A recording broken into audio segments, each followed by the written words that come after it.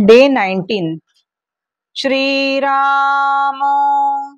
ओम नमो जी गणनायका सर्वसिद्धी फलदायका अज्ञान भ्रांती छेदका बोधरूपा आता वंदीन वेद माता श्री शारदा ब्रह्मसुता शब्दमूळ वाग्देवता महामाया आता सद्गुरु वर्णवेना जेथे माया स्पर्शो सकेना ते स्वरूप मज अज्ञाना काय कळे आता वंदीन सज्जन जे परमार्थाचे अधिष्ठान जयाचे ची गुह्य ज्ञान प्रगटे जनी आता वंदू श्रोते जन भक्त ज्ञानी संत सज्जन विरक्त योगी गुणसंपन्न सत्यवादी आता वंदू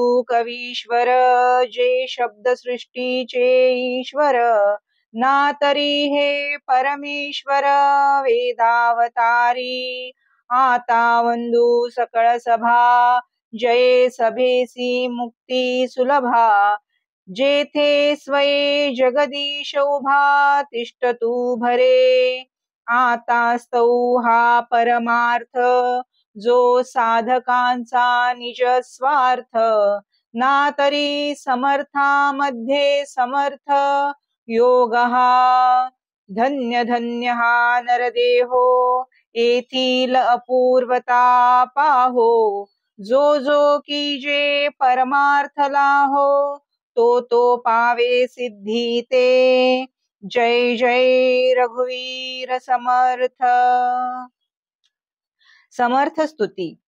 समर्थांच्या रचनेने महान मंगल इतिहास घडविला।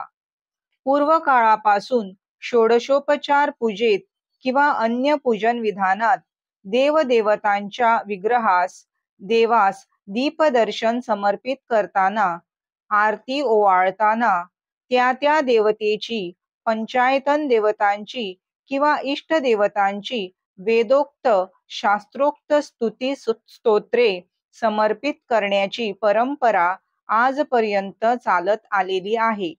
त्याला जोडून समर्थांनी ईशस्तुतीपर आरत्या हा प्रकार व्यापक रूपाने अंमलात आणला। त्यांनी अनेक देवदेवतांच्या आरत्या मराठीत लिहून समाजात प्रचलित केल्या। श्रीराम। दासबोध विचार। अनेक योनीतील देह पार करून जीवात्मा श्रेष्ठ अशा मानव देहात आला आणि तो मनुष्य देह आपला स्वतःचा म्हणू लागला तरी तो देह अनेक जीवांचा देह असतो। देह म्हणावे आपुले तरी ते बहुता कारणे निर्मिले। 1:10-51 ही ओवी स्पष्ट करण्यासाठी पुढील ओव्यात 51 ते 59 पर्यंत समर्थांनी विस्तृत मार्गदर्शन केले आहे। हे एकच शरीर अनेकांचे शरीर असते आणि हा मूर्ख आपले एकट्याचेच समजतो, परंतु हा देह त्रिविध तापातून निर्माण झालेल्या अनेक जीवांचे खाद्य आहे ह्याचे त्याला अनायासे भान नसते असे समर्थ फोड करून सांगतात। ऐसे शरीर बहुतांचे मूर्ख म्हणे आमुचे, परंतु खाजे जीवाचे तापत्रय बोलिले। 1:10-60 जय जय रघुवीर समर्थ। प्रश्न मंजुषा। कालची उत्तरे।